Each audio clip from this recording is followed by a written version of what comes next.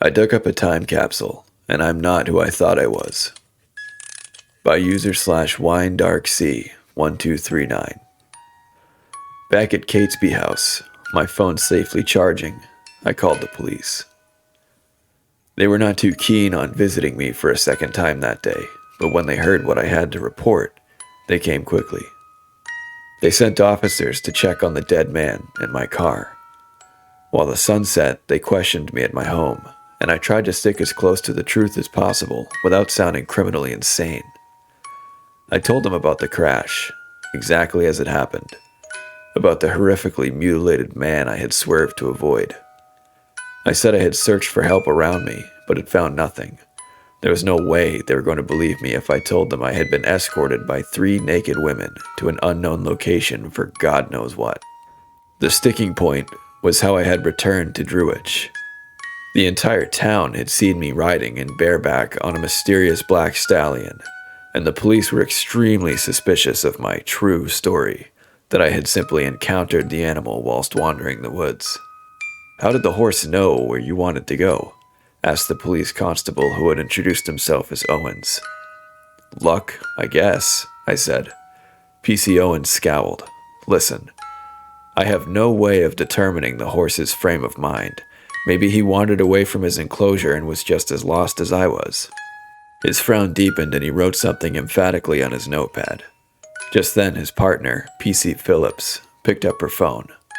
Her face twisted into a look of concern, which she quickly turned on me as she listened to the caller. She hung up and sighed. "That was the officer at the site of your accident, Mr. Catesby. He found a body in the middle of the road, as you described. However, it appears that this individual has been dead for quite some time." "What do you mean? It was only a few hours ago." "They found a skeleton, so old and fragile it was practically crumbling." "Were you lying to us?" PC Owens said, anger rising in his voice. "No, I wasn't," I said, trying to suppress my frustration. "The guy practically died in my arms." PC Phillips smiled condescendingly and placed her hand on my arm, as if to comfort me. "Your car was in a rather bad state. Are you sure you didn't hit your head in the collision? If you were feeling unwell, we can have an ambulance come. You don't have to feel shy or ashamed at all. In that sort of downpour, I wouldn't be surprised if your eyes were playing tricks on you." I wanted to protest, but I knew it would be useless. "I'm fine. I don't need medical attention," I said. "There is no shortage of missing hikers and other wanderers in that forest," said PC Owens smugly. "Perhaps an animal uncovered an old skeleton and dragged it in the middle of the road." They gave me information about the recovery of my vehicle, reminded me to call my insurance, and other boring things before finally leaving me alone. I tried to remember the last time I had eaten something and realized I hadn't had anything all day. While I lamented the loss of the wheel of Sarah's cheese that was still in my car, I was actually not that hungry at all, a fact that surprised me greatly. I suppose I might have attributed that to adrenaline or nerves, but at the moment I was calm, strangely so. Once again, I found myself before the items from the time capsule, still on the kitchen counter, which the police had blessedly ignored. I picked up the stiletto and ran my fingers along the blade and handle. "What did you do, Richard?" I thought. Just then I got a text from the owner of the gallery where my mother used to exhibit her art. "Hey, Willie, it's Zach." I rolled my eyes. "It's William, never Willie. Was going through some old stuff in storage and found a bunch of your mom's old work from the mid-90s. Heard you moved away, but I wanted to make sure you get it." I responded immediately, eager to shift my mind to more pleasant things. "Thanks. That'd be great. Which series was this? Could you send me a couple pictures to jog my memory?" Zach sent me 5 pictures of paintings that looked very different from my mom's usual style. She typically had done mostly still lifes, in the style of the old Dutch and Spanish masters, with food or fruit and household objects. But these were landscapes, almost surreal. Forests in dark browns, grays and greens. At first glance, the forests were empty, but in one of the pictures, something caught my eye and I zoomed in on my phone. There was a man in the forest, tall, quite graceful looking with long blonde hair. His pale face, like other details in the piece, were impressionistically unclear, I saw my mother's signature initials in the corner, confirming that this unusual collection was hers. I sent the picture back to Zach asking him for the title. Oberon, he responded. Miranda loved Shakespeare. He was right, though that love began with my maternal grandmother, who named my mother after a character in The Tempest. Oberon came from another play, however, A Midsummer's Night's Dream. King of the Fairies, I muttered to myself, bile rising in my throat. I went upstairs to my bedroom and located a large cardboard box of family photo albums that I had not yet unpacked. I dug through them, finally locating the one I wanted, with Christmas 1993 printed on the spine. My first and only Christmas at Catesby House. I opened the album to a group photo. My grandparents and parents seated on a sofa in front of the Christmas tree. My mother with a 10-month-old me on her lap. It was a joyous picture, one of my favorites.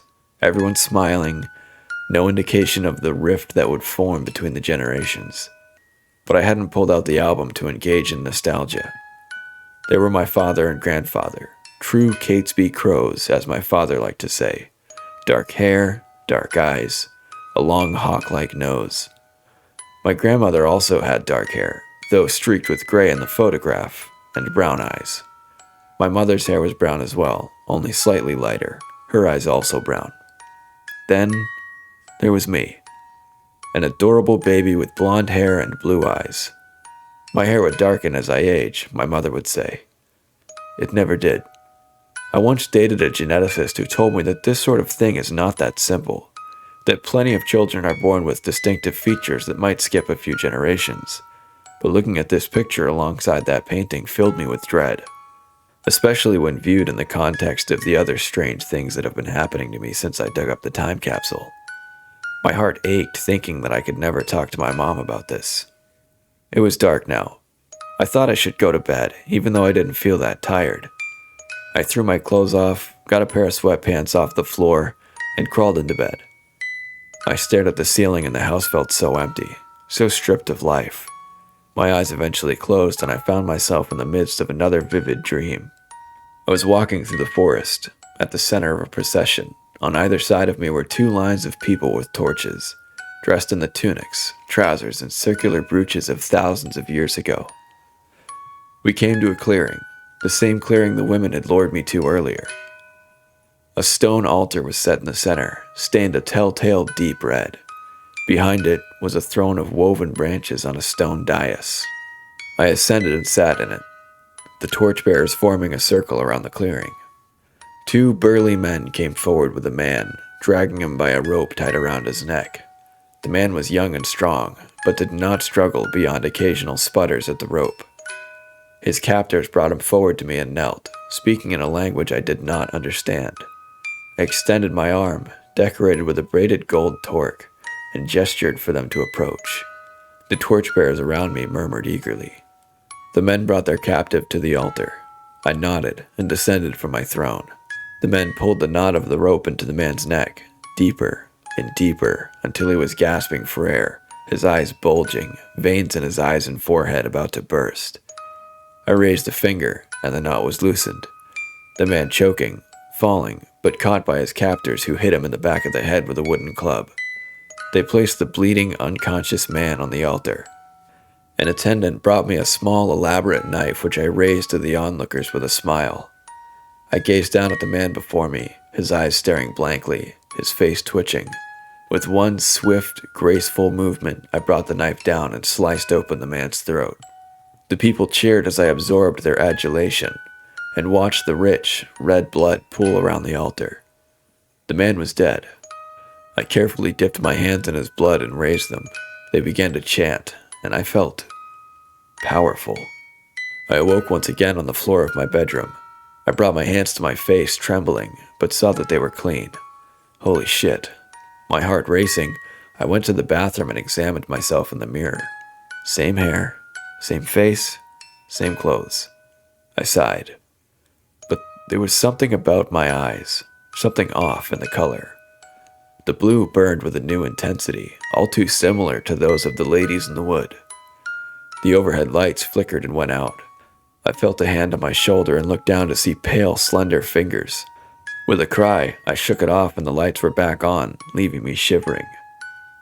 I went downstairs, made myself a coffee, and watched the sunrise over my garden.